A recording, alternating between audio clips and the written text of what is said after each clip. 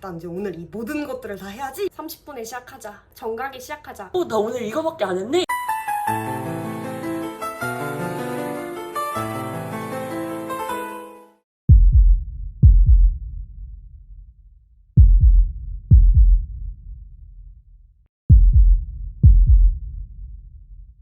안녕하세요, 쿠메TV입니다. 네, 지금 코로나19 사태가 장기화되면서 등교가 재개되긴 했지만 학교에서 실질적으로 야자를 한다든지 아니면 독서실이나 카페에서 공부를 하기에 여건이 조금 어려워졌죠. 그래서 필연적으로 직공 시간이 늘어나게 되었는데요. 따라서 이번 영상은 늘어난 직공 시간에 대비해서 효율적으로 직공을 하는 방법을 소개하도록 하겠습니다. 일단 먼저 집에서 혼자 공부할 때 가장 힘든 게 바로 일어나서 공부를 시작하는 거잖아요. 그래서 먼저 그 부분부터 말씀을 드리자면 일단 일어나서 바로 환기를 시키고 이부자리를 정리하는 게 가장 중요합니다. 왜냐하면 이부자리가 정리가 되어 있지 않거나 환기가 되어 있지 않으면 바로 다시 잠들고 싶은 마음이 커지거든요. 만약 잠이 잘 안 깬다면 일단 샤워를 하면 잠이 확실하게 깨게 되고 또 체력을 위해서라면 좀 억지로라도 아침밥을 먹는 게 중요했던 것 같습니다. 또 이제 공부를 시작해야 되는데 딱 시계를 보면 좀 시간이 어중간할 때가 있어요. 막 10몇 분 이러면 30분에 시작하자 아니면 정각에 시작하자 이런 생각이 많이 드실 텐데 여기서 꼭 한 가지 말씀드리고 싶은 거는 정각충이 되지 말자. 딱 공부할 준비가 되었다면 지체 없이 시간과 관계없이 바로 시작하셨으면 합니다. 또 아침에 일어나서 바로 공부를 하기 위해서는 미리 공부할 준비를 해두는 게 중요합니다. 괜히 이제부터 공부해야지 하고 책상을 치우고 막 청소를 하는 것보다 자기 전에 항상 그 전날에 했던 공부들을 깨끗이 정리하고 잠에 든다면 다음날 일어나서 바로 공부할 수 있게 그런 환경을 조성해 주는 게 중요합니다. 또 평소에는 공부할 때 뭐 쓰면서 하든지 아니면 보면서 읽으면서 하는 경우가 많은데 직공인 만큼 저는 개인적으로 집에서 공부할 때는 말하면서 많이 했던 것 같아요. 암기 과목 같은 경우에는 외울 때 읽으면서 외우거나 아니면 내용을 이해할 때면 약간 인간 강사를 빙의해서 누군가에게 설명을 해준다. 내가 누군가를 이해시킨다 라는 생각으로 설명을 하면서 공부하면 그게 정말 확실하게 공부가 되었던 것 같아요. 네, 저는 계획표 작성하는 방법에 대해서 말씀드리려고 합니다. 플래너를 집에서 공부하려고 작성할 때에는 일단 저 같은 경우에는 빈 종이에다가 해야 할 일들을 이렇게 빡빡하게 다 적어놨어요. 그러니까 몇 시에 뭘 하자, 몇 시에 뭘 하자 이런 식으로 적은 게 아니라 그냥 그날 하루 동안 내내 해야 되는 모든 일들을 다 적어놓고 눈에 보이는 곳에 항상 세워놨어요. 그러니까 책상이 있으면은 책상에 책꽂이 이런 데에 공부할 때마다 바로 고개를 들면 보일 수 있는 곳에 그거를 올려놓으면은 공부를 하다가도 내가 또 이제 해야 될 일이 많구나 라는 경각심이 들어가지고 계속 더 집중하게 되는 효과도 있어서 그리고 자신이 이제 완료한 목록들을 지워가면서 공부를 하다 보면 성취감도 생기게 되어가지고 플래너는 눈앞에 보이는 곳에 두는 것이 중요합니다. 주의할 점 한 가지는 빽빽하게 일정을 짜되 너무 무리하지는 말으셔야 돼요. 항상 작성하실 때 의욕이 불타서 난 이제 오늘 이 모든 것들을 다 해야지 이러면서 엄청 많이 적으시는 분들이 있어요.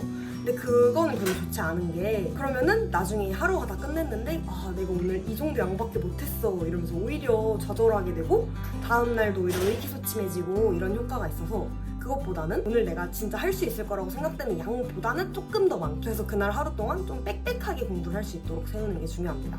오늘은 수학을 다 끝내자, 수학을 완벽하게 마스터하자 라는 마음으로 하루 종일 수학 공부만 하시는 분들이 있어요. 근데 그거 정말 좋지 않습니다. 그것보다는 차라리 여러 가지 한 두세 과목 정도를 두세 시간씩 나눠서 하는 것이 훨씬 더 효율적입니다. 그날 하루 동안 모든 과목들을 다 볼 수 있도록 다 짧게나마 조금이라도 볼 수 있도록 그렇게 계획을 세우시는 게 좋습니다. 네, 이제 공부 시간과 휴식 시간에 대해서 말씀드리려고 하는데요. 시간에 공부를 맞추기보다는 본인이 하는 공부에 시간을 맞추는 것이 중요합니다. 공부를 하다 보면 어떨 때는 집중이 잘 되기도 하고 어떨 때는 집중이 안 되기도 하잖아요. 집중이 잘 되는데 내가 지금 이 공부를 딱 1시간 하고 그리고 10분 쉬기로 했으니까 시간이 1시간 지났으니까 그냥 쉬어야지 이런 게 아니라 집중이 잘 되면 그거를 페이스를 계속 이어서 공부를 하는 거예요. 그러다가 또 어떨 때는 아무리 공부를 해도 집중이 안 되고 잠이 오는 때도 있잖아요. 그럴 때는 차라리 잠시라도 쉬는 시간을 갖는 게 훨씬 더 효율적입니다. 만약 부모님이나 어디 학원이나 이런 곳에 핸드폰을 내서 본인이 공부하는 시간을 확인할 수가 없다면 스톱워치를 사용하는 것도 하나의 되게 좋은 방법인데요. 스톱워치를 잘 활용하면 본인이 그날 공부를 몇 시간 동안 했는지도 바로바로 한눈에 볼 수 있고 시간을 제한을 해놓고 모의고사를 칠 수도 있어서 핸드폰이 굳이 없어도 스톱워치만 있으면 제한 시간 설정도 가능합니다. 다음으로는 공부 방해 요소 차단 방법에 대해서 알아볼 건데요. 공부를 방해하는 요소가 진짜 많잖아요. 그래서 그런 것들은 이제 집중을 하게 되면 더 심해진단 말이죠. 그래서 그걸 없애는 게 되게 중요하다고 생각해요.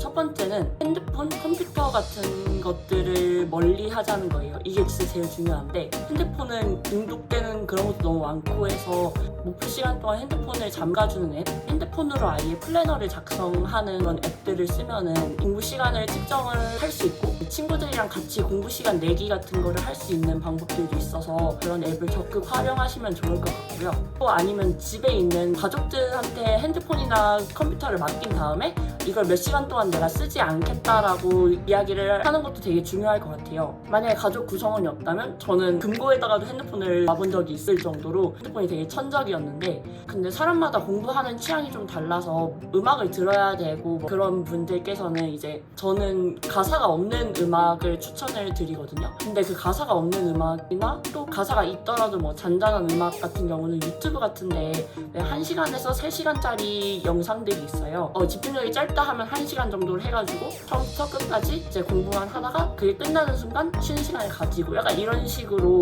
컴퓨터의 도움을 받으면서도 공부를 할 수 있는 방법일 수 있어요. 그리고 스트레칭 같은 경우도 집에서 계속 한자세로 공부하지 말고 조금 일어나서 공부를 한다던가 뭐 운동을 조금 하면서 좀 몸을 좀 풀어주는 것도 큰 도움이 될 것 같고요.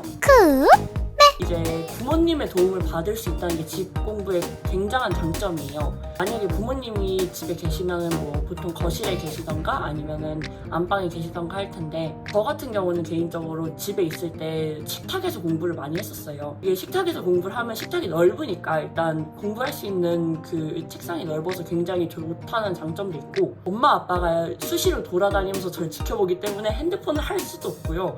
자동으로 집중력이 올라가게 되는 장점이 있거든요. 위에서 나오는 그 레이저가 생각보다 대단합니다. 집에 있으면 냉장고를 계속 열었다 닫았다 하는 습관이 생기더라고요. 특히 식탁에서 공부할 때. 그래서 그걸 좀 예방하려면 밥을 좀 많이 먹거나 냉장고에다가 영단어나 플래너 같은 걸 붙여서 냉장고 문 열 때도 영단어 공부를 하시거나 아니면 플래너 붙여놔서 나 오늘 이거밖에 안 했네? 이러면서 공부한 양을 자각하고 경각심을 가지고 다시 방으로 들어가는 습관을 가지도록 해야 됩니다.